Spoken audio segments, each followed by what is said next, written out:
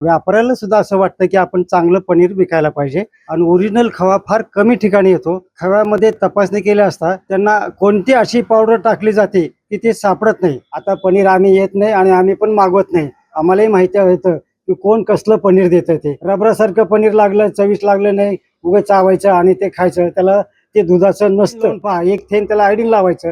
भेसळ असलं तर काळं होतं, भेसळ नसल तर ते आहे तसं दाखवतं. दूध डेअरीवाले सुद्धा पनीर करतात, पण ते सगळं मिक्स असतं. तुकाराम मुंडे यांनी कारवाई केल्यानंतर दुग्धजन्य पदार्थाचा तुटवडा जाणवायला लागलाय. आपल्या बरोबर व्यापारी आहेत, त्यांच्याकडून जाणून घेणार आहोत की नेमका काय समस्या येणार आहेत ते आपण जाणार आहोत. आपल्या बरोबर व्यापारी आहेत. काय सांगाल काका, तुकाराम मुंडे यांनी जी कारवाई केली त्याच्याबद्दल काय पनीर आणि असेल खवा असेल त्याच्यामध्ये काय तुटवडा जाणार आहे? तुकाराम मुंडेने जी कारवाई केली ती अतिशय सर्वोत्तम आहे. खूप पूर्वी हे करायला पाहिजे होतं.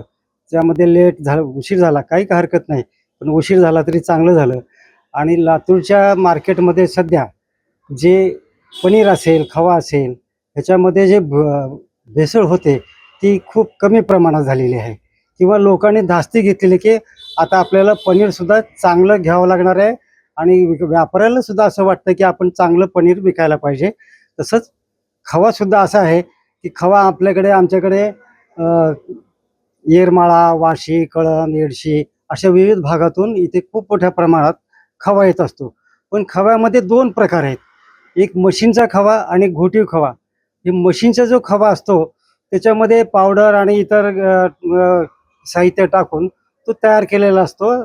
आणि घोटी खवा जो असतो तो घोटून केलेला असतो, तो खवा ओरिजिनल असतो. आणि ओरिजिनल खवा फार कमी ठिकाणी येतो. आता त्याच्यामध्ये सुद्धा असा प्रकार झाला आहे की मागं अन्न भेसळवाल्याने खवा तपासणी केली. त्याच्यामध्ये खव्यामध्ये तपासणी केली असता त्यांना कोणती अशी पावडर टाकली जाते की ते सापडत नाही.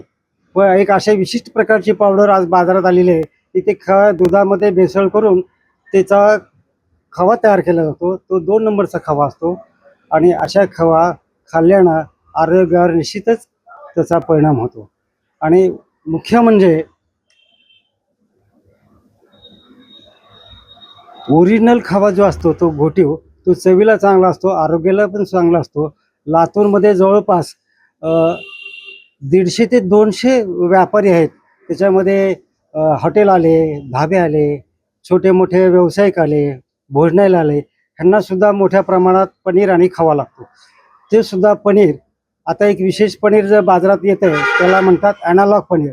फक्त पाण्यापासून तो पनीर तयार केला जातो हे आपल्या कुणालाच माहिती नाही. आता तो पनीर लातूरच्या मार्केटमध्ये काही लोक करतात, काही बाहेरून येतात. आणि ते अशामुळं ते ही येणारे खवा पनीर हा आता कमी झालेला आहे. त्याच्यामध्ये दहशत बसलेली आहे. अजून एक विशेष म्हणजे एक दूधवाले सुद्धा आहेत, ते खेड्याचे दूधवाले आहेत. त्यांना तुकाराम मुंडेने ही कारवाई केलेली आवडली नाही. कारण का, तर पाण्यात आम्हाला आता भेसळ करता येत नाही म्हणून त्यांना सुद्धा धास्ती बसलेली आहे. तर शुद्ध दूध, शुद्ध प्रमाणातलं दूध फार कमी प्रमाणात मिळतं. ग्राहकांनी हे आता बघूनच घेतलं पाहिजे, विचार केला पाहिजे की आपण आपल्या परिवाराला कुठपर्यंत रासायनिक प्रक्रिया केलेले पदार्थ खाऊ घालतो. ह्याच्यासाठी तुकाराम मुंडेंनी जे आता पाऊल उचललेलं आहे, शतशः त्यांना अनेक धन्यवाद. मला असं वाटतं की त्यांच्यासाठी बदलीचे प्रयत्न करणे, हे करणे, ह्याच्यासाठी फडणवीस साहेबांनी त्यांना चांगलं सपोर्ट केलं पाहिजे असे मला वाटतं. लातूरकरांनी सावधान व्हावं अशा वस्तू घेण्यापासून. धन्यवाद. बरं, जे आता ग्राहक येतात, ग्राहकाची काही आता म्हणाले की नाही तुकाराम मुंडेंनी केले ह्याच्यामध्ये क्वालिटी कशी आहे ते म्हणजे कसं आहे? आता माझ्या दुकानामध्ये गेल्या 8 दिवसापासून मी पनीर नाही म्हटलं का हो, आता पनीर काय येणं गेलं? तुकाराम मुंडेंच्या कारवाईमुळे येत नाही का? बरोबर आहे म्हणलं. आता पनीर आम्ही येत नाही आणि आम्ही पण मागवत नाही. आम्हालाही माहिती होतं की कोण कसलं पनीर देतं ते. पण अनेक ग्राहक दुधामध्ये सुद्धा भेसळ होते, पाण्यामध्ये सुद्धा भेसळ होते. दूध शेतकरी सुद्धा आता म्हणतोय की आम्हाला हे काही आमचं फार नुकसान केले मुंडेने. म्हटलं का बरं केले? तर तो हसत असतो, कारण त्याला पाणी टाकता येत नाही. हा असा आज मी 2-3 वेळेस गेल्या 8 दिवसापासून मी हा अनुभव घेत आहे आणि मोठा आनंद घेत आहे ह्या अनुभवामध्ये सुद्धा. धन्यवाद. बर जे पनीर आहे, पनीर आता नेमकं कसं ओळखायचं? आता ते 4 नमुन्याचे पनीर आहेत म्हणला तुम्ही, पाण्यावाचं ओरिजिनल पनीर कसं आहे, हे नेमकं कसं ओळखायचं? हे पहा, पनीरमध्ये आता 2 ते 3 नमुन्याचं पनीर येतं. पामोलिन तेलाचं पाणी आहे. फक्त पाण्याचं पनीर सुद्धा बाजारात येतं.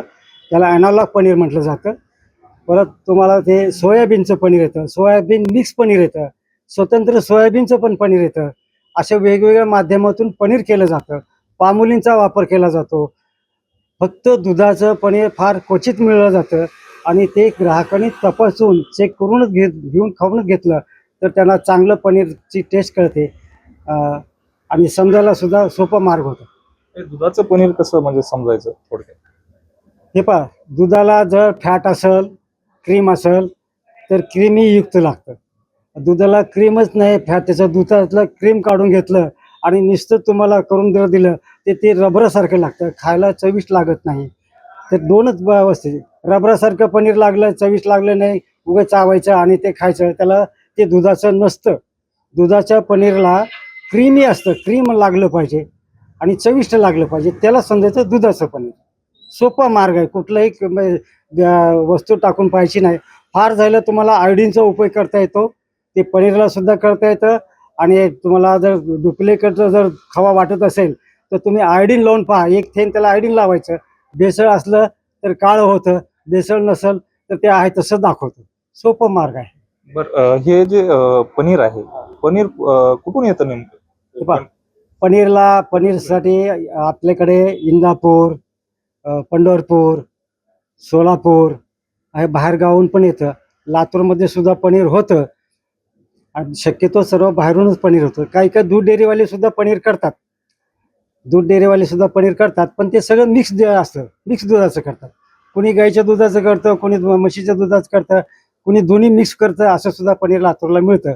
लातूरच्या ग्राहकांनी पनीर हे पाहूनच घेतलं पाहिजे, चव घेतली पाहिजे आणि मग घ्यायला पाहिजे. ह्याच्याशिवाय दुसरं काही बऱ्याच ठिकाणी पण येतं. पनीर सुद्धा लातूरला 1.5 ते 2 टन नाही, 2000 टन कमीत कमी लातूरला पनीर आणि खवा येत असतो.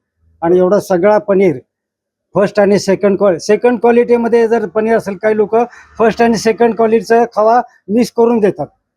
काही लोक त्याच्यामध्ये पाणी, आता तुम्हाला जर कोणी खवा असेल पातळ दिला तर पाणी टाकून त्याचं वजन वाढवतात, कमी भावात पण देतात.